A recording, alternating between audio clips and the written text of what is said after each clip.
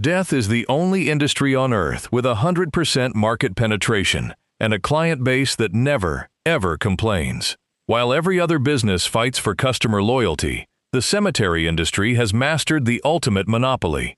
They sell you a plot of land that you are legally obligated to stay in for eternity, and they charge your grieving family a premium for the privilege. It is the most ruthless, recession-proof real estate racket in human history, built on a foundation of sentimentality, rigid zoning laws, and a captive audience that literally cannot leave. You think buying a house is the biggest investment you'll ever make? You're wrong.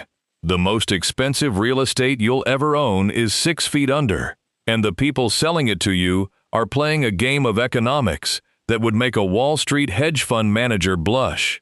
Today, we are pulling back the curtain on the business of the afterlife to see exactly how owning a patch of dirt became one of the most profitable, predatory, and fascinating business models on the planet. Most people walk through a cemetery and see a place of quiet reflection, a park-like expanse of history and memory. But if you look at it through the lens of a business developer, you aren't seeing a graveyard at all. You are seeing a massive, tax-advantaged land banking operation that has successfully convinced society that its inventory is far too sacred to be traded on the open market.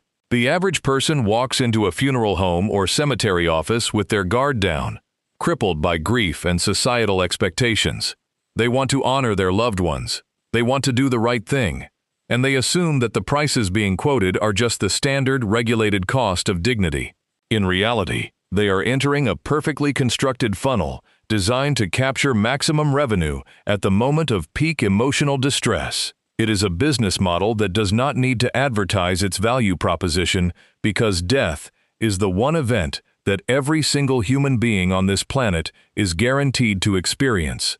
And yet, we treat the preparation for it as a taboo subject we'd rather not discuss. The sheer economic scale of this industry is staggering, yet it remains hidden in plain sight. We are talking about billions of dollars in assets, managed by a handful of massive, publicly traded corporations, and a network of private operators who treat grave sites like high-value retail inventory. When you purchase a burial plot, you aren't just buying a place to rest. You are buying into a system of long-term liability management. You are paying for perpetual care, a legal term that sounds comforting, but is, in reality, a speculative financial instrument.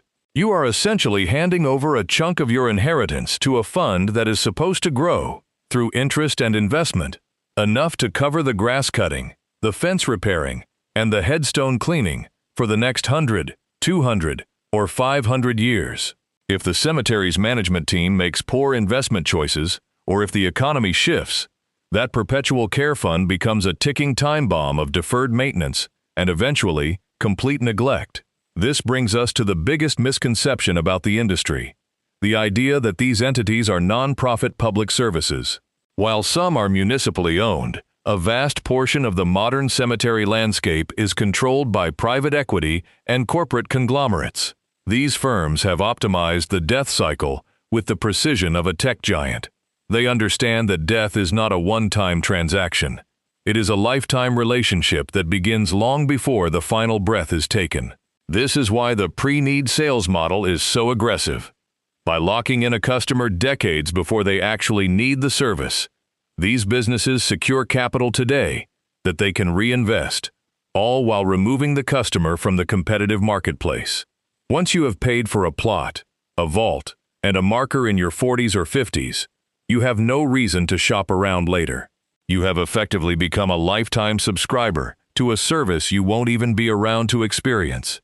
As cities continue to sprawl, the physical footprint of the cemetery becomes a point of intense economic friction.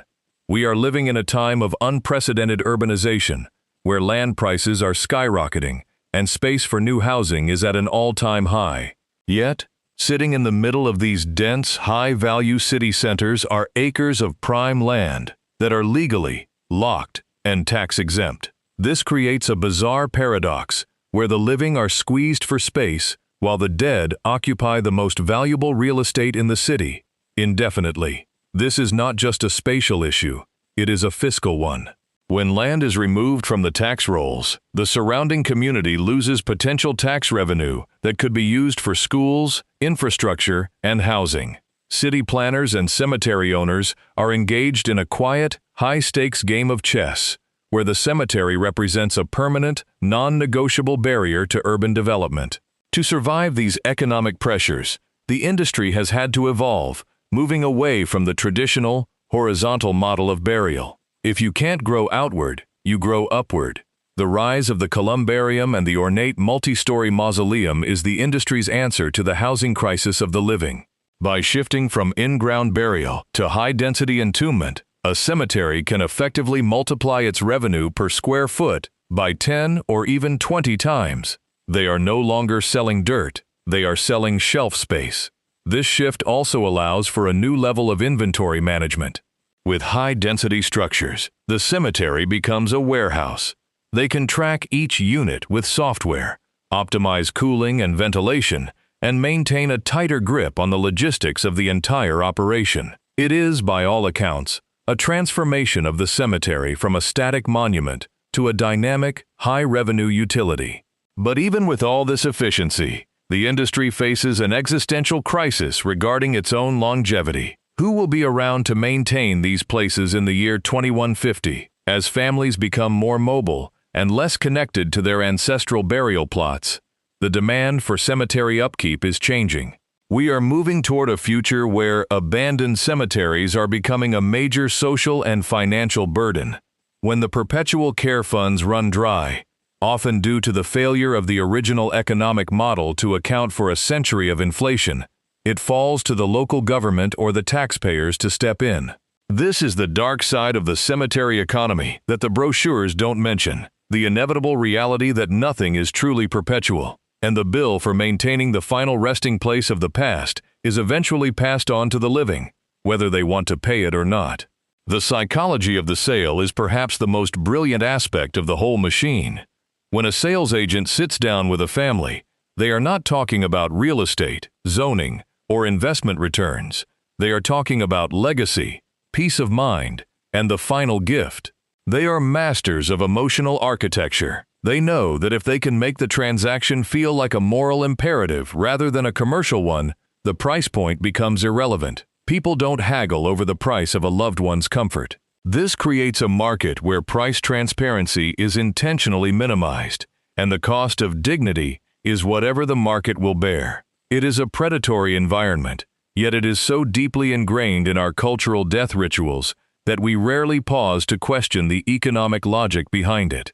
Consider the role of technology in disrupting this archaic industry. We are seeing a new wave of startups attempting to digitize the burial experience, using GIS mapping and cloud-based record-keeping to reclaim the map gap that has plagued older cemeteries for decades. When a cemetery doesn't know exactly who is buried where, or when they lose the records of who paid for what, they lose money. Modern management systems are not just about organization, they are about profitability. By cleaning up their data, these firms can identify ghost plots that were never fully sold, or discover opportunities for remarketing space in older, abandoned sections of the grounds. It is a digital gold rush, aimed at maximizing the yield of every single square inch of property. The question of ethics in this industry is a bottomless pit. We hold these spaces as sacred, yet we treat them as assets. We claim that everyone deserves a final resting place, yet we price that place in accordance with the luxury real estate market. Is it possible to have a fair, equitable system of burial in a world where land is finite and capitalism is the governing engine? Maybe. But for that to happen, we would have to stop treating death as a business opportunity and start treating it as a shared human responsibility. That would require a total restructuring of the cemetery as an institution, stripping away the perpetual care investment traps, ending the predatory sales tactics, and perhaps even rethinking the necessity of permanent, in-ground burial altogether. Beyond the initial sale, we have to look at the hidden service economy. The modern cemetery is not just a plot of land, it is a hub for peripheral industries. There is the headstone manufacturing industry, which has its own complex supply chain of granite and marble, often imported from overseas. There is the vault business, which sells you a concrete box to put your casket in, a product that is often required by cemetery bylaws, not by law itself. These mandates create a closed-loop economy, where the cemetery dictates which products you are allowed to buy and which vendors are authorized to install them. It is a classic anti-competitive practice, shielded from antitrust scrutiny by the guise of cemetery groundskeeping standards. We must also talk about the land trust loophole. Many cemeteries are organized as trusts or non-profit corporations that allow them to accumulate vast amounts of wealth while paying zero in property taxes. This creates a massive disparity in how local governments function. In some towns, the largest employer, or the largest landholder, is a cemetery that contributes nothing to the local tax base. When the town needs to expand a road or build a school, they often find their options blocked by the inviolability of burial grounds. This protectionism, while rooted in respect for the dead, effectively hampers the economic growth of the living. It is a form of permanent landlock that is increasingly incompatible with the needs of modern, growing cities. Furthermore, consider the international comparison. In many European countries, burial is treated as a lease, not a purchase. You buy a plot for 20, 50, or 99 years. When the lease expires, the remains are moved to an ossuary to make room for the next generation. This is a model of high-density turnover that makes the American model of eternal ownership look like an unsustainable, indulgent relic. By insisting on eternal, individual plots, the American cemetery industry has effectively turned our final resting places into a vast, sprawling, and permanent environmental drain. We are using up millions of tons of concrete, steel, and treated wood, all to ensure that our remains are preserved in a way that is, quite literally, designed to last forever, regardless of the cost to the environment or the economy. The consolidation of the industry is reaching a fever pitch. In the last 2 decades, small, family-owned cemeteries have been swallowed up by massive conglomerates. These parent companies aren't just buying land, they are buying regional dominance. By controlling the cemetery, the funeral home, and the crematorium, they create a one-stop shop that captures every dollar of the death experience. They control the prices, the inventory, and the entire logistical chain. They have created a vertically integrated monopoly that makes it impossible for consumers to compare services or find alternatives. They don't have to worry about marketing, because they are the only game in town. As we move forward, we are seeing the rise of the DIY death movement, where people are pushing back against these institutional costs. Home funerals, green burials, and natural decomposition are becoming more popular as people realize that they don't have to be part of the commercial machinery. But even this is being co-opted. We are now seeing premium, green burial parks that charge just as much for a natural plot as the traditional ones charge for a mausoleum. The industry is incredibly adept at repackaging its core product, the promise of a final resting place, into whatever format the market currently demands. Whether it is a traditional vault or a biodegradable shroud, the result is the same. The customer pays a premium to ensure their exit is handled by the professionals. There is also the dark, overlooked reality of the abandoned cemetery. We have thousands of forgotten graveyards across the country that have no perpetual care, no owner, and no funding. These are the cemeteries of the 1800s, where the records have long since rotted, the headstones have tipped over, and the land has been reclaimed by nature. These places are the final form of the cemetery industry's failure.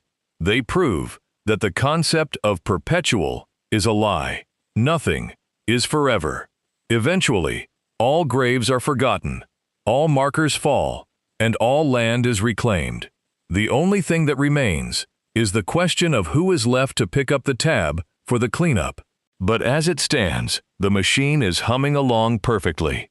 As long as people continue to die, and as long as their families continue to look for ways to honor them, the cemetery industry will remain one of the most stable, lucrative, and misunderstood sectors in the global economy. They have the ultimate product, the ultimate monopoly, and a captive audience that is never going anywhere. Whether you view it as a necessary service or a calculated racket, one thing is certain: you are going to interact with this economy at some point in your life. And when you do, you'll be holding the other end of a contract that was written for a system designed to outlast us all. The next time you drive past a cemetery and see those rows of stones, don't just think about the people underneath.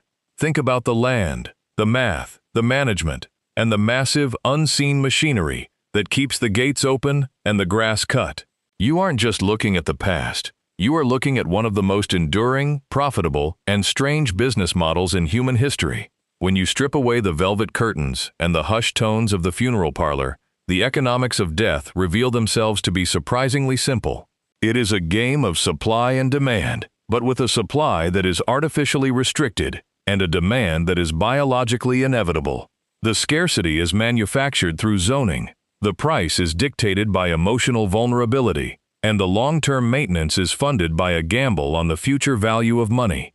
It is a system designed to protect its own profit margins while offloading its future risks onto the public. We are conditioned to think of cemeteries as static, eternal things, but they are living, breathing businesses that require constant, calculated maintenance of their own bottom lines. They are not waiting for us. They are actively managing the logistics of our exit. As we look toward the future, the clash between the living and the dead will only grow more intense.